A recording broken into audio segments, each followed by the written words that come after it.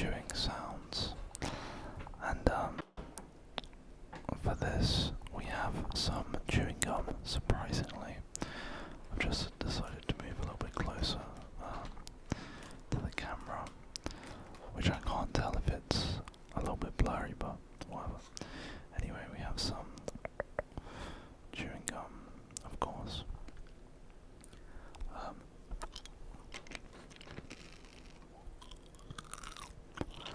It's extra, Wrigley's extra spearmint, sugar-free.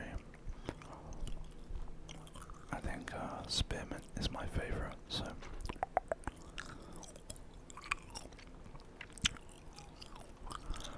But yeah, we're just going to be doing some gum chewing and whispered rambling. I have no idea what about, but I guess that is the point of rambling in a way. I also need to try and make sure I get some gum chewing type sounds on the like actually in the microphone. Otherwise I'll just end up talking the whole time and then it's just a whispering video, so. But yeah.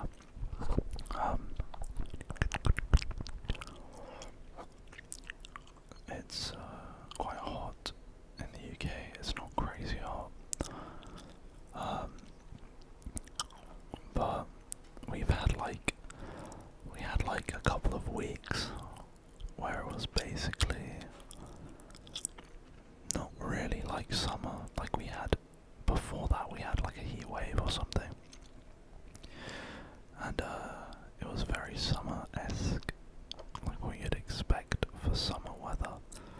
But then we've had like weeks of just, it's not very warm, or it's like barely warm, and it rains. So, but I guess that's kind of typical of the UK, you know. But also I feel like me saying that's typical of the UK is like, that's like a part of me that's been trained into me because I'm from England, so it's been like conditioned in my mind to have this outlook on life. This like, I guess it is pessimistic in a way, but I feel like a lot of people would probably say it's like realism, but I disagree. I think we have a culture in the UK which is, I would say, pessimistic and reserved. You know, it's the kind of thing, I'm trying to think of sayings that we have, but it's kind of like, you know, people would rather just expect bad things to happen, so that when bad things happen, they go like, oh well, what do you expect? Or like, you know, like that's what I expected, or whatever. But this means that you live your life with an outlook where you're just thinking about the bad outcomes, which is, you know, what kind of way to live is that? Obviously this isn't true for many people in the UK, there's many people, but as someone who's lived it, and I've spoken to people about this, there is a lot of people to the point where you can say it's like part of the culture in some way to be, you know, like have this outlook. Even things like if someone is happy, like if you walk down the street and you're like, you look happy, you stand out like a sore thumb. Like people will think that's weird. They'll be like, why is that guy happy? Like genuinely, you know, surely we shouldn't be thinking, why is that guy not happy? But it shouldn't be a shock or a surprise if someone's happy. I'm walking down the street, and I guess it's not a shock, but it's definitely a surprise, or it's definitely an unusual behaviour. God, I'm really selling the UK. It's an unusual behaviour to be happy in the UK. I'm joking, that's an exaggeration.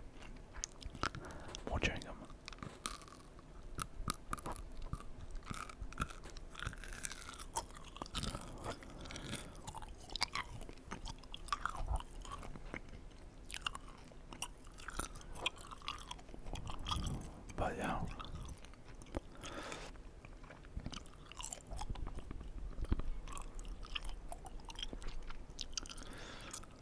Interesting.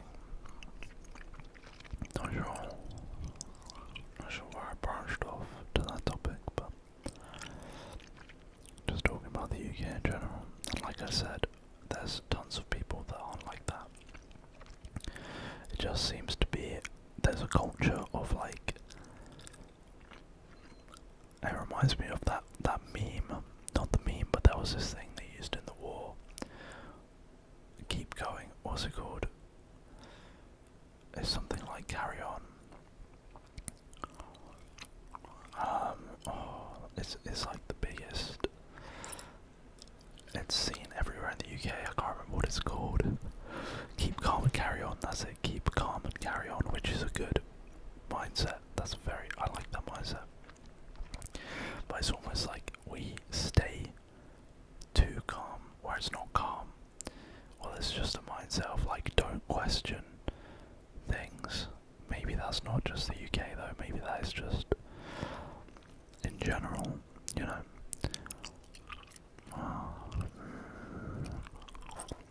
Maybe. I don't know.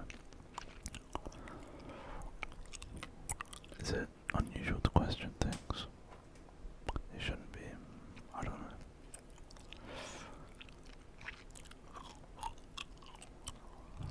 But yeah.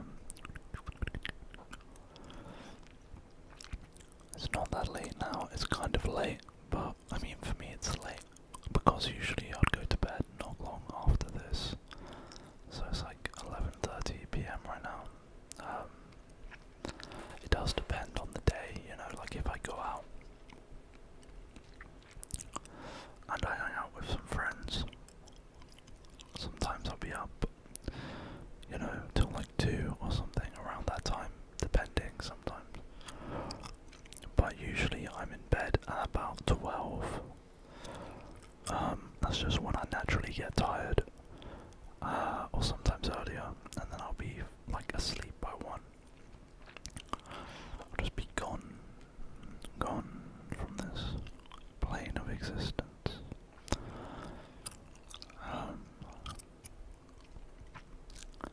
Yeah, anyway, in other news,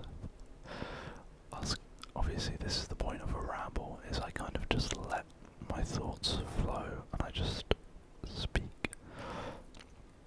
But I did want to say thank you so much for the support on the channel so far. It really is it's really awesome, and I'm glad you know, people are enjoying the videos. It's kind of a new format. It's not a new format per se, but I'm trying to make the videos a bit more closer and intense, you know, the camera's a bit closer, which I think is actually a big aspect of ASMR. Obviously, you know, it's close, it's about personal attention, etc, etc, etc, etc, etc.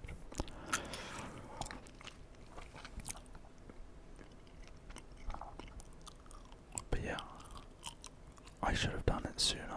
Not that it matters, but I thought about doing this maybe a year ago. Like separating the 2 channels, because gaming ASMR is very, very niche. It's extremely niche. You know, ASMR is already niche in itself, but it's become a lot more popular over the past years. So, but then you've got a niche of a niche, which is gaming ASMR. And then obviously in the gaming ASMR niche, you have like different games, which certain people will only watch those games. So I thought, you know, I should have done this a while ago, have a dedicated channel just for this pure, authentic ASMR. Because, you know, if you subscribe to this channel, you know what you're gonna get. It's me doing ASMR like this for you, hopefully to help you tingle and relax.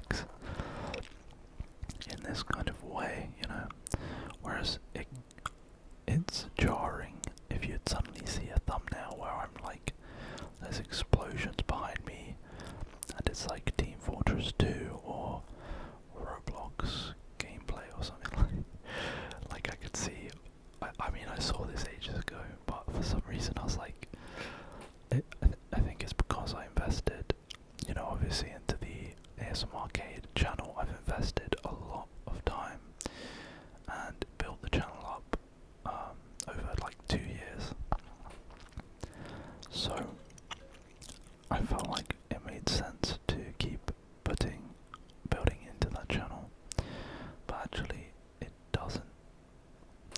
So yeah, it's a good thing though, you know, you learn and these things change. But yeah, I'm just very, very happy with how things are going on this channel. I feel like I've got a bit of a new lease of life in a way, or like a breath of fresh air relating to this, relating to the channel. So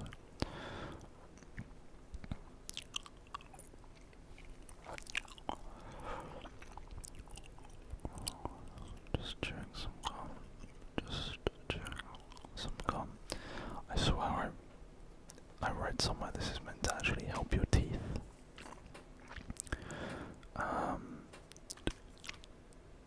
Yeah, it actually is. It actually does. It says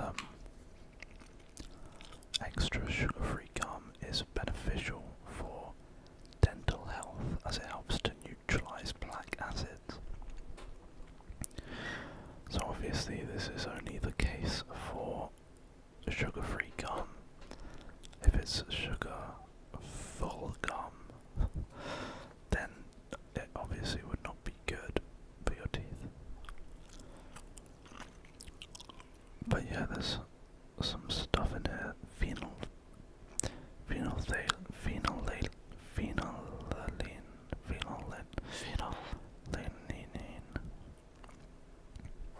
Yeah, I don't know. It says chew for at least 20 minutes after eating and drinking. A varied and balanced diet and healthy lifestyle are important. Thank you for the reminder. Thank you. Excessive consumption may produce laxative effects. Wow, I've never read that before. But it does make sense because sugar-free or sweeteners can cause laxative effects. So I guess it says excessive consumption, so I guess you'd have to eat. I have no idea how many you'd have to eat, actually. But there you go, the more you know. Oh, there's a load of different sweeteners in there. Jesus, there's sorbitol, xylitol, aspartame, mannitol, acesulfame K. What the heck is that? Sucralose. That's not. That's a little bit concerning. I'm not gonna lie.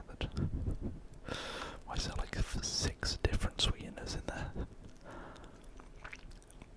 There's a gum base. There's humectant, which is glycerol. Sorry. The thickener is gum arabic. Flavorings: emulsifier, soy lecithin, glazing agent, which is carnauba wax, and there's an antioxidant, BHA. There we go.